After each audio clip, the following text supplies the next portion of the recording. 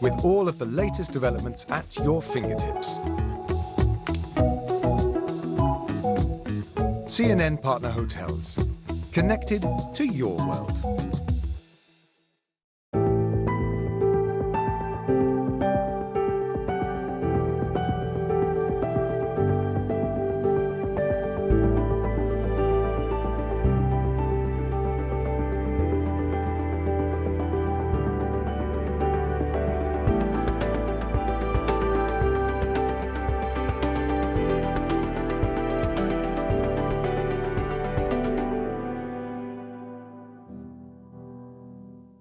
This is CNN. More people get their news from CNN than any other news source. Hello everyone, I'm Eleni Giakos and you're watching CNN Newsroom live from Dubai. Tonight, NATO plans to dramatically bolster its eastern front as Russian missiles hit a shopping mall in Ukraine with more than 1,000 people inside. We're live from Kyiv just ahead. And then the US reels as states move to ban abortion after the Supreme Court ruling. And with another controversial decision released today, we look at how the Supreme Court is reshaping life in America. And 22 dead and still no answers. The latest details on the mysterious tragedy that's devastating a South African community.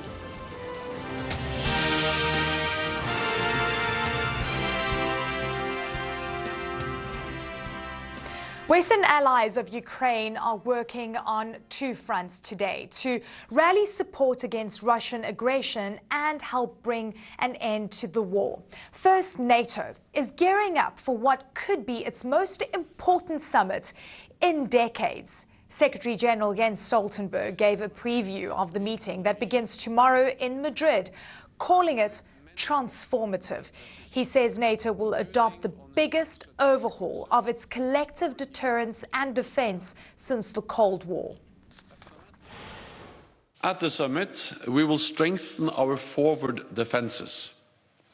We will enhance our battle groups in the eastern part of the alliance up to brigade levels. We will transform the NATO response force and increase the number of our high readiness forces to well over 300,000. And in Germany, G7 leaders are vowing to support Ukraine for as long as it takes. But Ukrainian President Volodymyr Zelensky is making clear that he wants the war to end this year before winter sets in. And while diplomats talk about ending the war, Russia is ramping it up, taking aim once again at civilians. An airstrike hit a shopping mall in central Ukraine Monday, triggering this massive fire. President Zelensky says more than 1,000 people were inside. Emergency officials say at least 10 people were killed, but now don't know how many more may be buried under the rubble. And we'll go live to Ukraine in just a moment, but first an update on the diplomacy that's currently underway. We've got Nick Robertson in Madrid for the NATO summit, and as well as Caitlin Collins following the G7 talks from Austria. Nick, I'd like to go to you first. And hearing Jens Stoltenberg talking about the summit that is going to be transformative, it sounds like it's going to be a radical shift in terms of NATO presence in the eastern flank. But what does it all mean in terms of this new strategy that NATO is adopting? Yeah, the strategic concept. NATO has been working on this for a long time. The last time they had a big overhaul like this was back in 2010, and this overhaul specifically deals with a threat from Russia. In fact, Stoltenberg said he expects Russia to be declared the #1 and biggest threat to security and stability for NATO nations. That is huge, given that just a few years ago, Russia was in a partnership for peace with NATO. So what does it really mean at the granular level. These 300,000 troops that are going to be on a higher level of readiness. The Supreme Allied Commander of NATO, the military commander, will have a lot more information about what those troops can do specifically. They will be assigned to specific countries. There will be ammunition stores and equipment stores placed in those countries. They will be familiar with those military equipments so that they can deploy faster, more readily. The way that NATO had its eastern flank defended from 2014 was what was called a tripwire, and the reality was there was a relatively small NATO force, and that if those countries were attacked, the Baltic states here, others were attacked by Russia, that would hit the tripwire and then other forces would come in, but it could have taken weeks, even months to get those forces in. This will have a much bigger force on the ground already, and a much bigger force on a much shorter lead time with a much greater understanding of the fight and the location that they're getting into, ready to go. So that's a big change. The big change as well for Ukraine. The idea at NATO is to get Ukraine using NATO equipment, get rid of the Soviet equipment, get Ukrainian forces trained up on a par with NATO forces so that they would be in the future interoperable. The way to pay for this as well, Stoltenberg talking about the way that there have been increases in the funding coming from NATO nations, $350 billion extra since 2014, 19 NATO nations saying that they will hit the 2% GDP by 2024, 9 nations already hitting that target, 5 others committed. So this is going to be a big commitment and a radical overhaul by NATO, and that's what Stoltenberg is looking to get done here. But another flag on all of this, it's not all worked out. There are still details to be worked out. So some of this is still in the works, if you will. Eleni? Yeah, Caitlin Collins standing by for us in Austria, the G7 summit. Look, we've heard time and time again, global leaders committing to supporting Ukraine. Here's the reality on the ground right now. You're seeing Russia, making headway in the east, and also now the strike in Kyiv. Are we just hearing more platitudes, would you say, Caitlin? Are we hearing real concrete commitment in terms of assisting Ukraine at the moment? I don't think I would say it's platitudes, because you saw overnight the U.S. announce that they have purchased that more advanced defense system for Ukraine. It's similar to the one that's used to protect Washington. And so it kind of gives you an insight into what exactly the White House is preparing to do to help Ukraine, which is something they've said they are ready to play an indefinite role in. And I think the $40 billion approved by Congress, much of it to go to military assistance to Ukraine, shows that. But I think where the disagreement may come in is what exactly to provide to Ukraine. Does that match up with what Ukraine itself wants to see? Because you've seen Ukrainian officials, including President Zelensky, be very clear about what they wanted. And for weeks they've asked for this defense system, and now the White House says they are going to be getting it. And so I think the question that's really been on a lot of these leaders' minds as they've been huddling here at the G7 summit is how long this could potentially go on for, and how long they are going to have to be prepared to help supply Ukraine with weapons and help with everything else that they've been doing to back them up in this invasion ever since this war got started. And today that was a big topic during Zelensky's remarks to them as he was speaking virtually, because he said he doesn't want to see this war go past the end of 2022, which is of course just about 6 months away. And so he was very focused on having these G7 powers use their leverage to the maximum ability possible over the next several months to help Ukraine get in the most advantageous position that they can possibly get it. And so that is a big question of the timing, because of course each of these leaders is considering their own domestic politics and it concerns that maybe there is Ukraine fatigue that could happen at home. Obviously they have all been suffering from soaring prices when it comes to food and energy. So I would say that's more of a complicating factor, but they have said that they will remain steadfast in their support of Ukraine. Caitlin Collins, Nick Robertson, really good to see you both. Thanks so much for that update.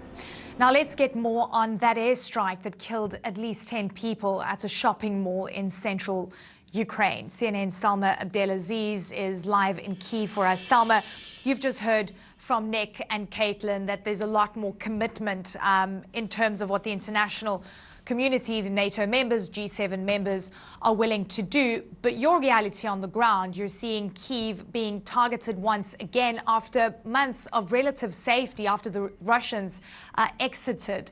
I want you to give me a sense of what you've seen, importantly, and whether this strike came at a shock. Russia's absolutely stepping up its attacks on Ukraine. It's widening the scope of them. It's reminding everyone in Ukraine that it can hit anyone at any time, anywhere. Take this mall airstrike that just happened a few hours ago, a place where President Zelensky says 1,000 civilians were inside this mall when this Russian airstrike hit. We know so far 10 people are killed, several others wounded. Those numbers could rise, and we know we have those very dramatic pictures of that mall just on fire, that fire raging for hours while first responders trying to put it out. And then just yesterday, we were at the scene of yet another missile strike, multiple missiles hitting this apartment block here in Kyiv, and all of this happening while these frontline battles are raging in the east. Again, Russia is just such a much more powerful military than Ukraine's, and they've been pounding Ukrainian defenders for months now, and they're buckling under that pressure, Eleni, and you can see that on the front lines where Ukrainian forces are saying they're having to pull back, particularly in a place like Donbass. That's a very important region, a place that President Putin absolutely wants to take full control of. And he's getting closer and closer to that goal every day. One of the key cities in the Donbass, Severodonetsk, a few days ago, Ukrainian forces saying they could no longer hold the line. They could no longer sustain the battle, that they had to strategically withdraw. We know that about 100 to 200 Ukrainian soldiers are dying on those front lines every day. We know they're losing artillery, they're losing weapons. Meanwhile, Russia has reserves that has the capability to sustain this fight. And you might ask, yes, of course, about that Western aid, the military aid that's supposed to be flowing into this country. If you're looking at the battleground, if you're reading the situation there, it's simply not enough. It is not turning the tide. The favor is with Russia right now. And a lot of those weapons, Russia says it is targeting those Western weapons. It is targeting that long-range artillery, the precious few of them that Ukraine has. And the reach here for Russia is massive. You have to remember they are firing from Belarus, from Crimea, and from Russian territory to be able to hit Ukraine. Ukraine simply doesn't have those capabilities. So these G7 leaders are going to need to think about how they bolster, literally prop up a weaker military against a much stronger military force and against President Putin's growing appetite for Ukrainian territory, Eleni. Salma, a very important insight you're sharing with us. Realities on the ground are very different from what we're hearing in the boardrooms with global leaders. Thank you so much. Now, Russia is facing a default on its foreign debt for the first time in more than a century. But unlike what happened in 1918, Russia actually has the money. Cash is pouring in from all of its energy exports every day, but Russia missed payments on some of its foreign currency bonds, and it's blaming the West. The Kremlin says these allegations of default are incorrect, pointing to sanctions that keep it from tapping foreign bank accounts or using networks that move money across borders. Now, US President Joe Biden says G7 countries will ban Russian gold imports, the country's second largest export after energy. Let's turn to CNN business editor-at-large Richard Quest standing by for us. Richard, good to see you. I mean, there's quite a few points here. I want to start off with the G7 countries wanting to ban or put a cap on energy prices, oil in particular. It was always a sticking point, the fact that anyone buying anything from Russia was actually de facto funding the war.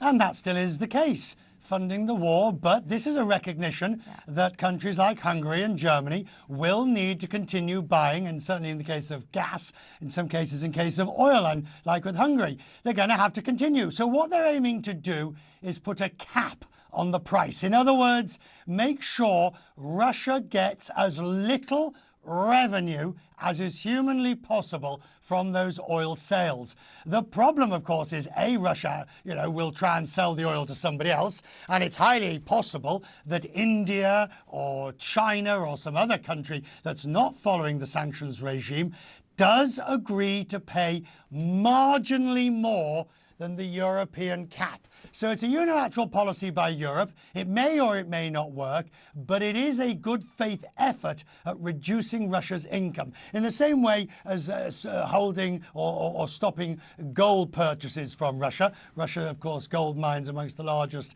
in the world. Same idea. What can you do to restrict, reduce, diminish the revenues Russia gets? If you can't eliminate, make it as low as possible.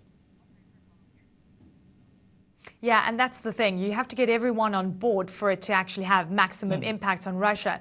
Look, they missed an interest payment. You know, that means they defaulted on that payment.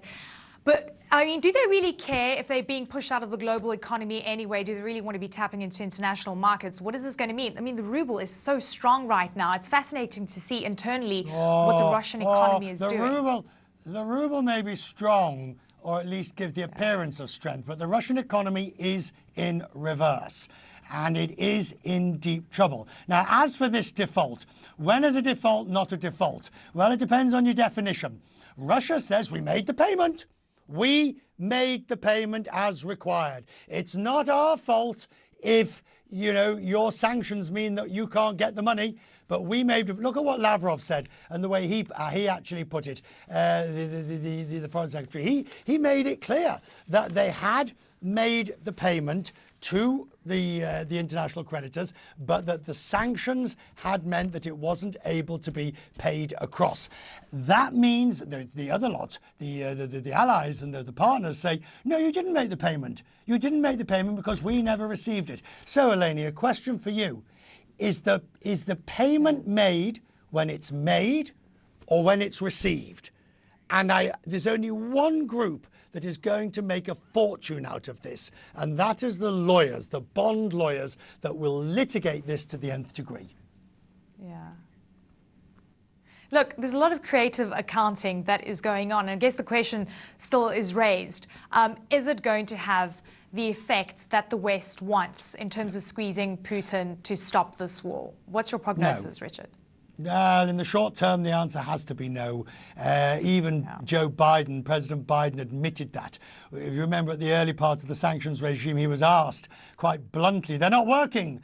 And he said they take time. Sanctions is a long-term policy. It's not an overnight bullet. And so therefore, it is going to take time. We know the history of sanctions is spotty at best. There is pain being caused to the Russian economy. Probably not enough for President Putin to rapidly bring this to a close. Yeah, and he still has friends globally. So, Richard, always good to see you. Thank you so much for that insight. And still to come tonight, many American women are now losing their reproductive rights, but they're not giving up without a fight. Another controversial ruling today from the US Supreme Court.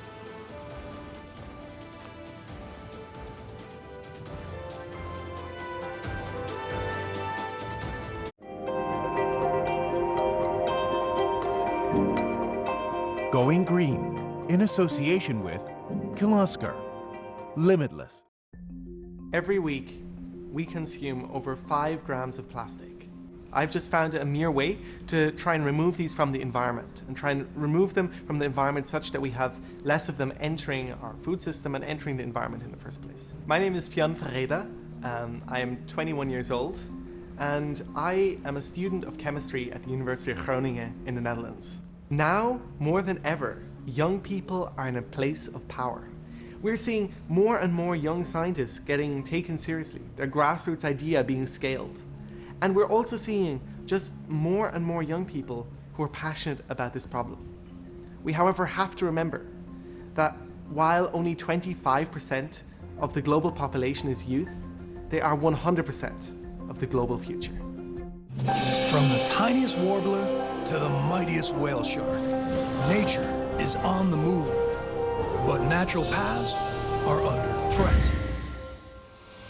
Now meet incredible conservationists, helping species cross highways, span flyways, and get from A to B. This is nature's highway, and we must protect it. Call to Earth, protecting nature's highways. Saturday on CNN. I want this show, One World, to be a place where people watching from all corners of the globe can understand why what happens in Africa has a huge impact on all of our lives in ways we might never even know. Because of my background, I am well aware of the vibrancy of this continent, and I want to show that to the world. People of my continent do deserve to be heard. We are rich in ways beyond the soil beneath our feet. One World with Zain Asher, weeknights on CNN.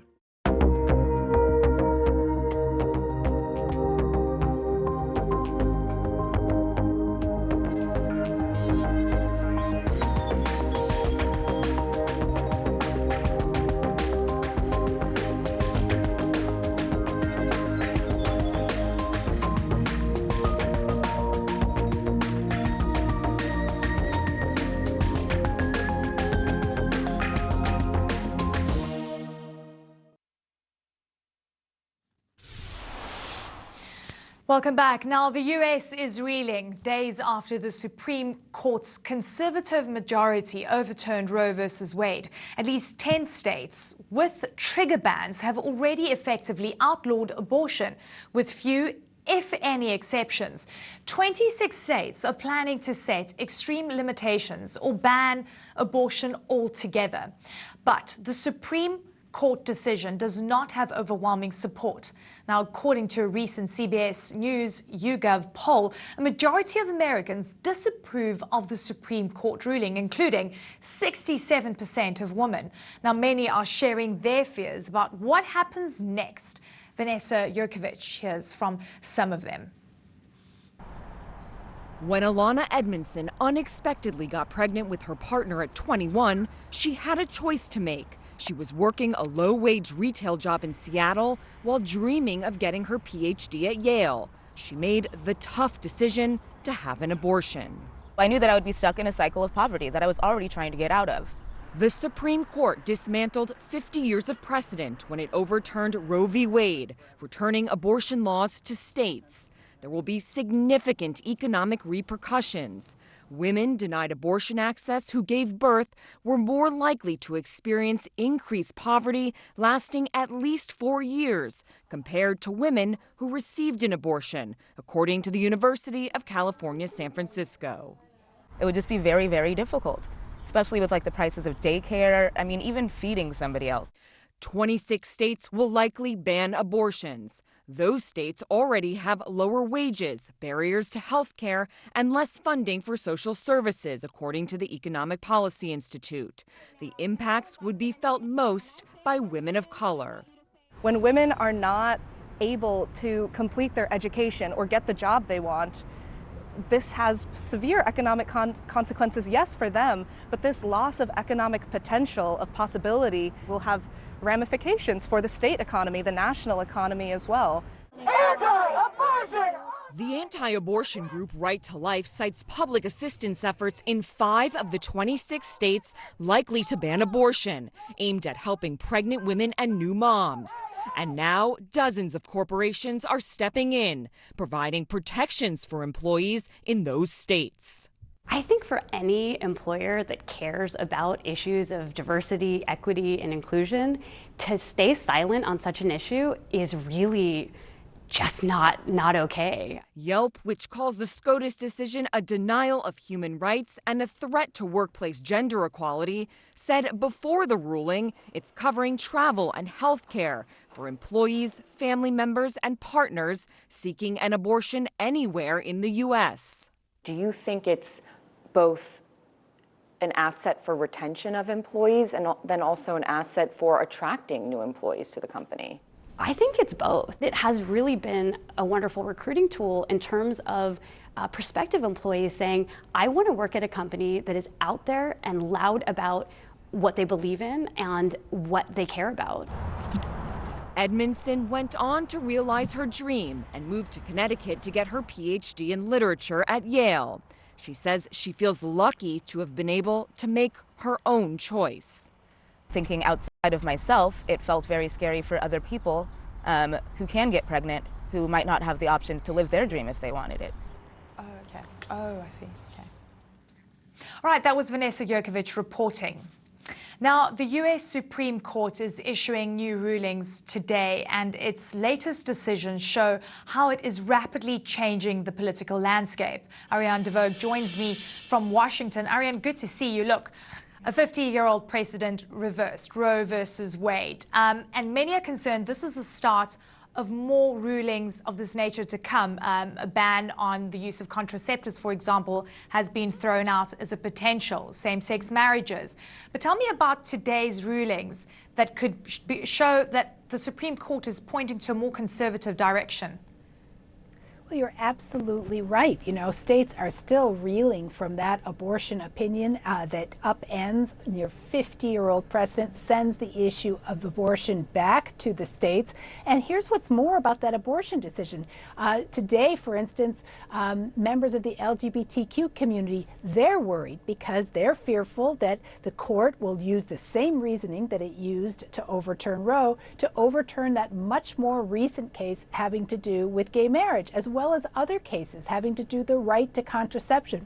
Conservatives are really winning across the board right now as this term comes to an end. We saw another win in that Second Amendment case. That case is going to open up new challenges to gun restrictions about all sorts of gun laws across the country because the Supreme Court's majority there struck down that New York law. And then today we had an opinion in a major religious liberty case. In this case, it was a high school football coach. He wanted to pray at the 50-yard line after games, and the school district, it suspended him ultimately, saying, look, we can't look like we're endorsing religion here. But the conservatives on the court, in an opinion written by Justice Neil Gorsuch, ruled in favor of that coach, basically in a decision that's going to allow more religious speech in the public sphere. So just these last couple of weeks, we're looking at this conservative court in the opinions that they've already issued and opinions that are coming down, because this week we're still waiting for a major environmental case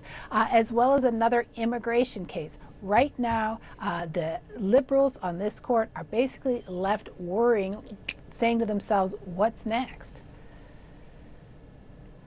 Yeah, I mean, the Environmental Protection Act, that's a really interesting one.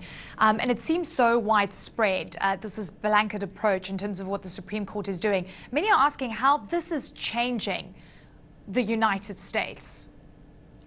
Well, in a lot of ways, it's highlighting what we're seeing as a divide of the two Americans. In the abortion case, for instance, the liberals said, look, it's a constitutional right. Women have this right and they need to be protected in those red states that are never going to allow abortion. And they also feel like, look, we've got to be able to give the poor who can't travel equal treatment. On the other hand of the spectrum, the conservatives say the Supreme Court went astray when it found this right in the Constitution. It's an issue that belongs to the states. The Supreme Court should have never stepped in. And for the conservatives, they feel like they're righting the ship now. They felt like the Supreme Court went astray. They have struck this down. So you're really seeing such different visions about the future of America in all these cases that affect everyone. Ariane DeVogue, good to see you. Thank you so much. Thank you. Now moving on to other stories making headlines around the world. Authorities in Aqaba, Jordan, are now urging people to close their windows and stay indoors amid a deadly gas leak. Public security says at least 10 people have died and more than 250 people are injured. Now, video from a CCTV camera in the port of Aqaba shows a container being transported by a crane, which then drops, unleashing a cloud of yellow gas that you can see on your screen there. State News reports that nearby hospitals have reached full capacity. Now, nearly 400 LGBTQI activists in Istanbul who were detained over the weekend have been released. Riot police were deployed in the Turkish capital on Sunday to prevent protesters from gathering for the country's annual Pride March. Authorities have banned the event as part of an increasing crackdown on LGBTQI freedoms. And in Colombia, a disaster at a bullfight as a section of the stadium suddenly collapsed as thousands of spectators watched the event. At least 4 people were killed and more than 300 others have been treated at hospitals. Officials don't know yet what caused the packed stands to topple, but an investigation is currently underway. And still to come tonight, the far-reaching impact of Russia's war on Ukraine will show you how a conflict in Europe has led to children starving in Africa. And a mystery in South Africa. More than 20 teenagers celebrating the end of the school year are dead, and no one knows what killed them.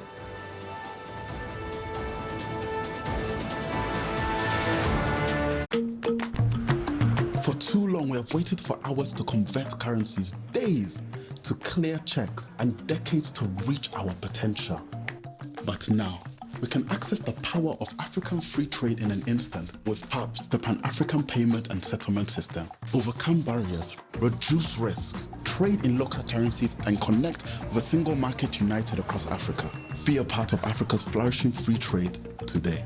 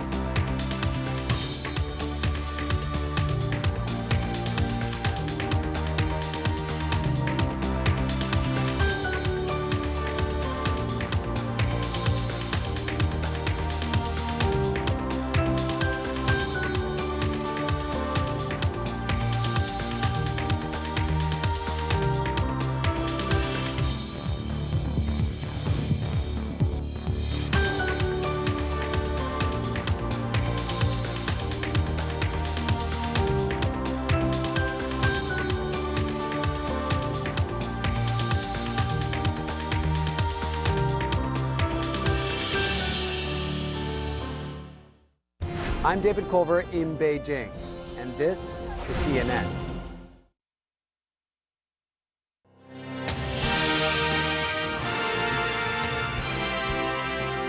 Welcome back. I'm Eleni Jakos in Dubai. Now, dozens of countries in Africa are facing potential grain shortages, and that's because Ukraine's ports are blockaded and grain is going unharvested during the war. But many African nations are refusing to condemn Moscow's aggression in Ukraine.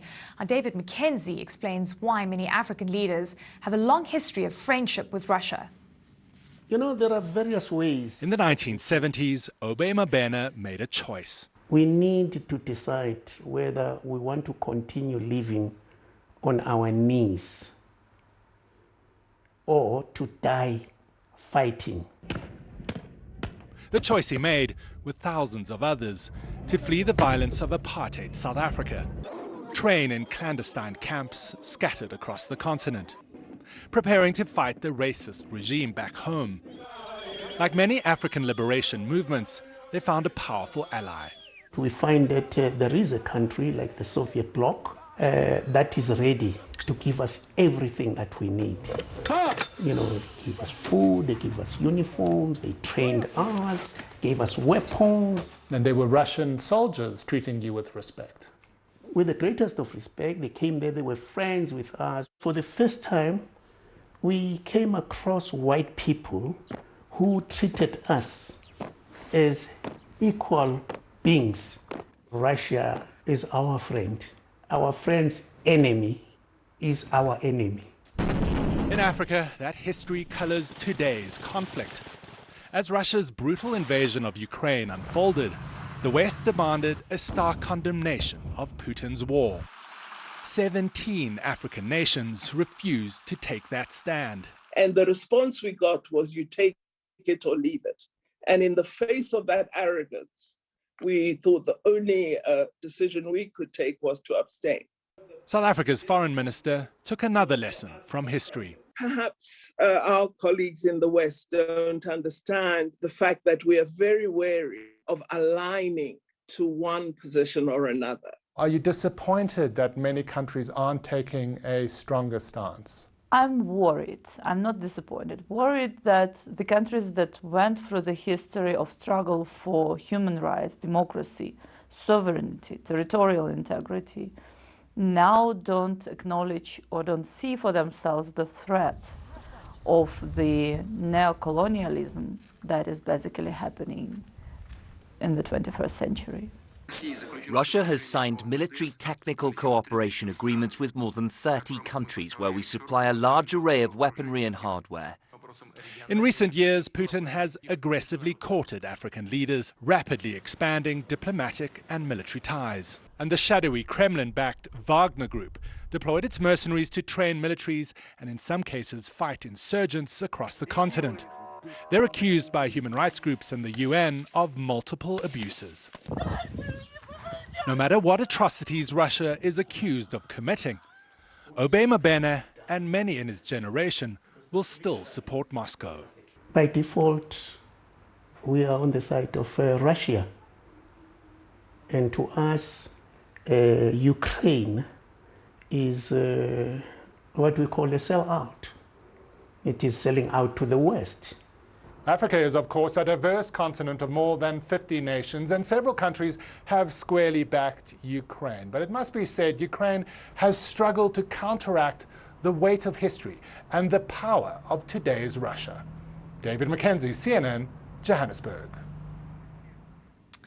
A devastating drought has triggered a humanitarian crisis across the Horn of Africa, putting millions of people at risk of starvation. But climate change, sadly, isn't the only concern. The conflict in Ukraine, seemingly a world away from this region, is only making desperately needed food aid much harder to get. Michael Holmes reports. In southern Somalia, 2 mounds of earth heaped over the tiny graves of twin girls.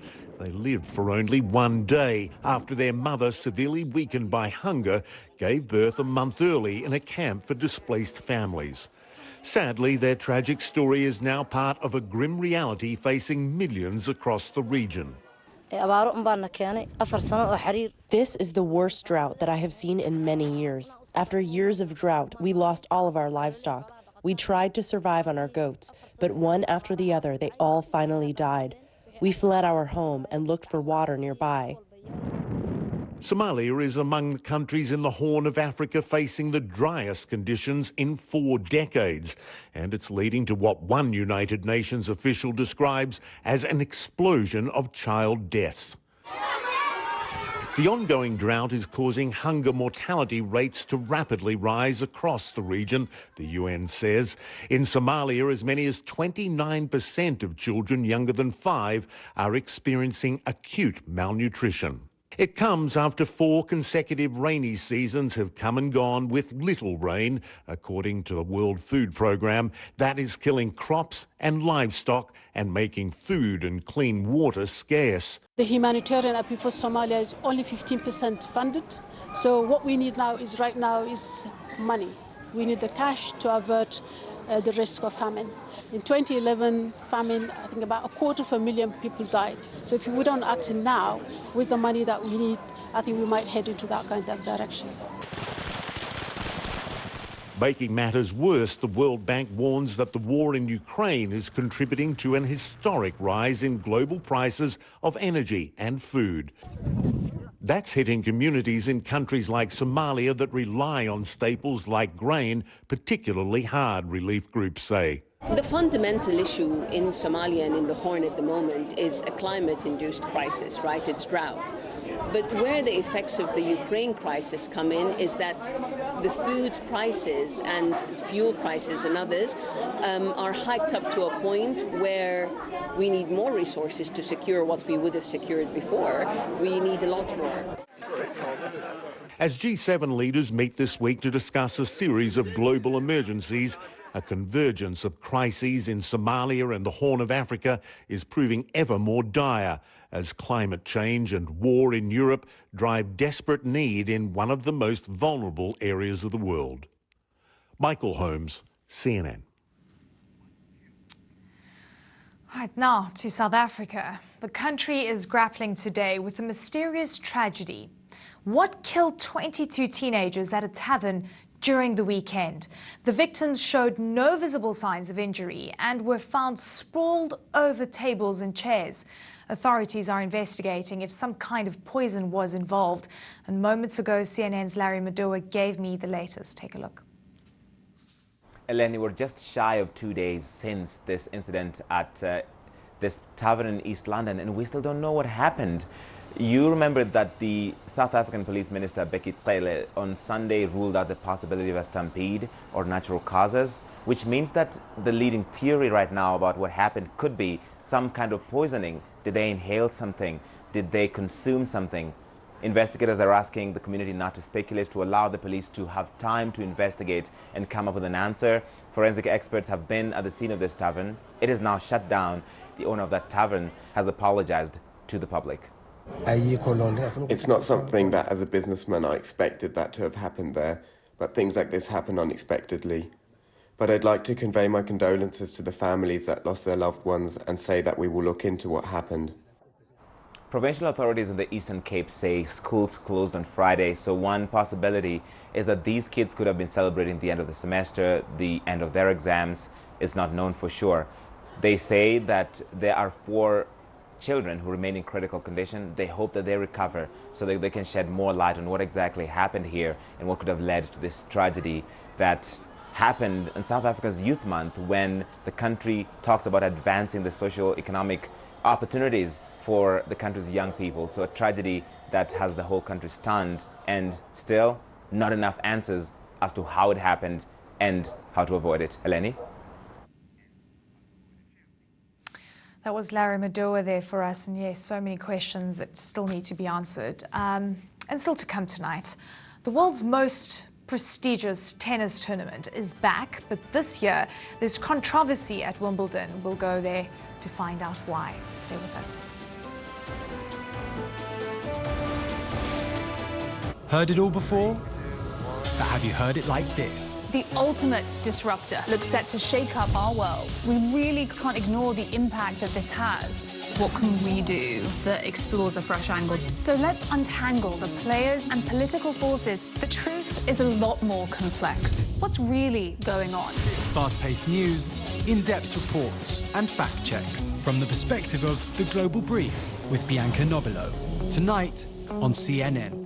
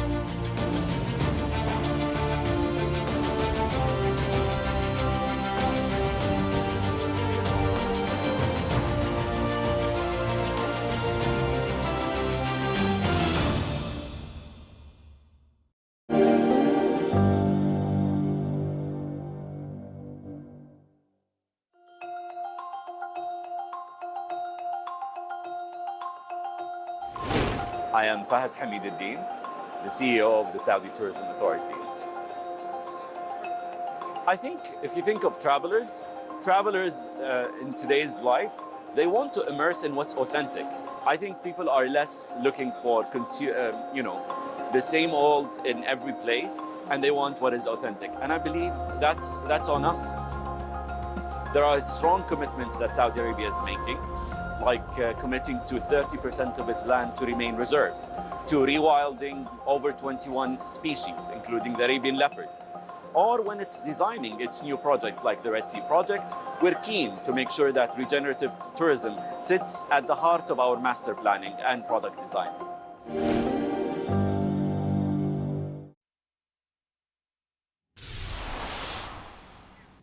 NASA has made history again. The agency successfully launched a rocket from Australia's remote Northern Territory.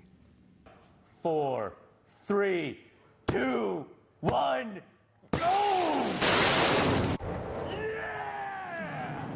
What a countdown. All right, so this video that you're seeing is NASA's first commercial spaceport launch outside the US. The rocket is expected to travel more than 300 kilometers to observe star systems close to Earth.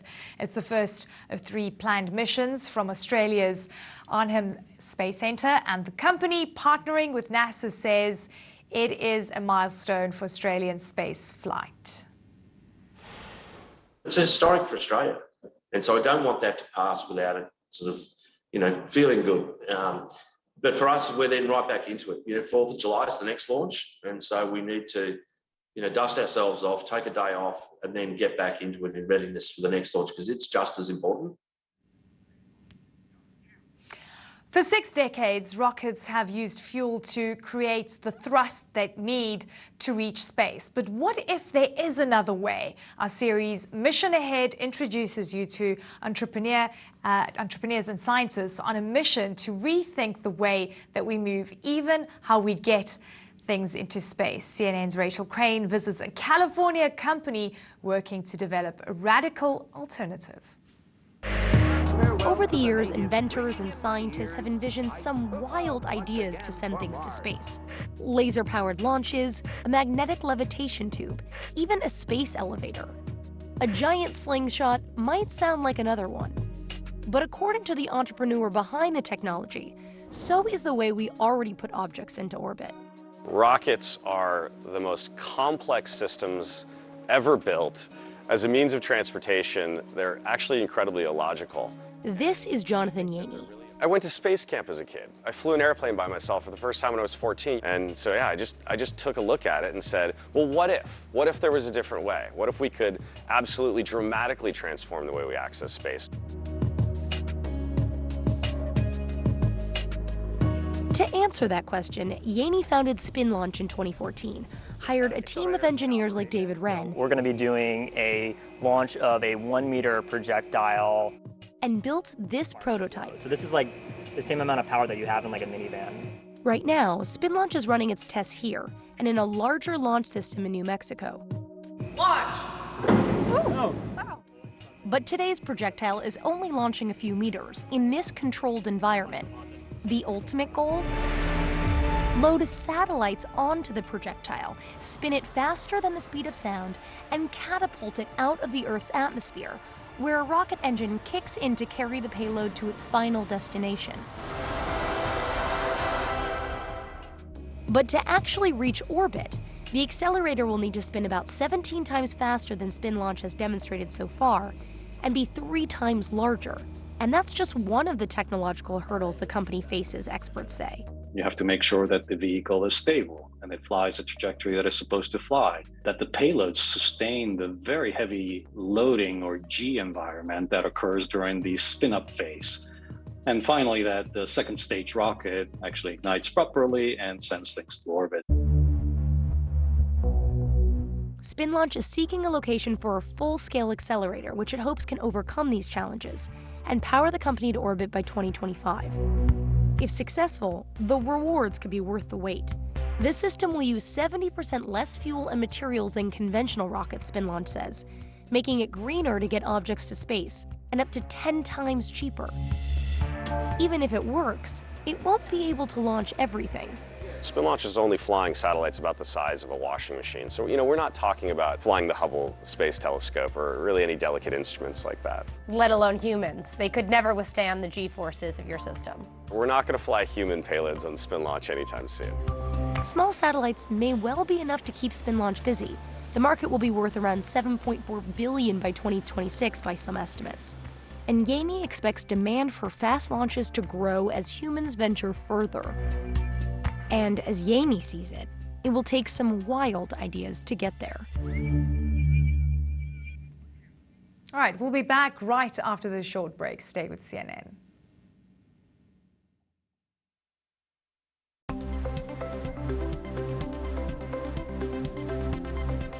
Mission Ahead, in association with Fujifilm, value from innovation.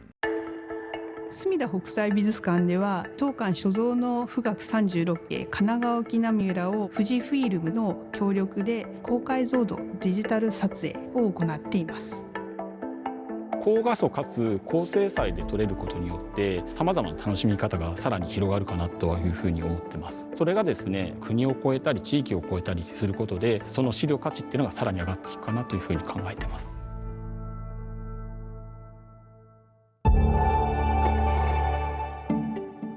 I think it is the opportunity of government, and it's the opportunity of the private sector, and it's the opportunity of our American communities to welcome refugees. The fall of the Afghan government, the Russian invasion of Ukraine, these have triggered massive displacement events at a scale and speed not seen in decades. I think what we've discovered at Welcome.us is while there are significant capacity constraints to overcome, they can best be overcome when we tap into the extraordinary capacity of our American communities, our civic organizations, and our private sector. Refugees often arrive with a wide variety of professional and educational backgrounds. And what we know from the refugee experience is that they're extraordinarily successful. Attracting newcomers and welcoming them robustly is a win-win for everybody.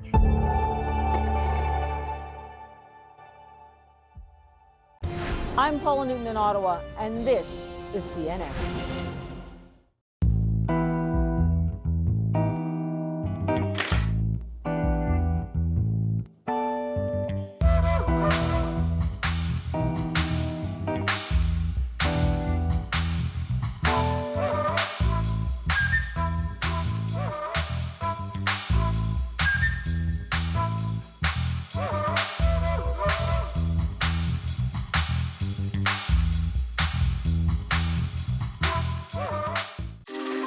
Advancement, adaptation, new Marketplace Middle East. Find out why water is the new blue gold. Marketplace Middle East, Saturday on CNN. Welcome back. Now, one of the oldest tennis tournaments in the world is back. Wimbledon begins today for the first time since 2019, but not without controversy. The tournament has banned Russian and Belarusian players from competing this year, a move criticized by professional tennis associations. Now, the last time Wimbledon prevented players from competing was after World War II, when it banned German and Japanese athletes. Let's bring in CNN tennis contributor Ravi Uber from Wimbledon to discuss a controversial move. Hey, Ravi, good to see you. Has it been noticeable, the omission of Belarusian and Russian players at Wimbledon? Eleni, yes, it certainly has, because, there are a number of top players from those nations who probably would have expected to go very deep first week, second week, and maybe make a dent as the tournament went on. So I think that part of it certainly has been seen and has been noticed. And the players were asked a lot about this going in.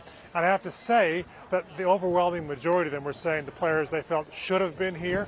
They backed their fellow peers and pros. So I think as the tournament goes on, deeper and deeper, some of the big names we might expect to have done some damage, not being here, that made me felt just a little bit. Okay, so Novak Djokovic, all eyes on him. He opened up his title defense. Is he the player to beat this year, would you say? Eleni, I think you have to say yes. Now, let's give some context on Novak. Novak, we know, was basically thrown out of Australia, playing the Australian Open. He couldn't do that. And then, as it stands right now, the U.S. Open, which is the next major of the 4 in a season, he cannot play because he has not been vaccinated. And he's already said over the weekend he's not going to change that. He also faces a 3-year ban from Australia. So there's a very good likelihood he may not play another Grand Slam until next spring at the French Open. So coming in, I still think he is the favorite because grass is a specialized surface. But with what I just said, there's a bit more pressure on him, I feel, because he knows he may not play another Grand Slam for a while. He also said today at his press conference after his win, he does have extra motivation because of that. And Eleni, he's somebody who's always talked about the fact that he wants to be #1 in terms of the Grand Slam wins among the men. He has 20 Grand Slams. He's 2 behind Rafael Nadal. So that is an extra source of motivation, a big source of motivation.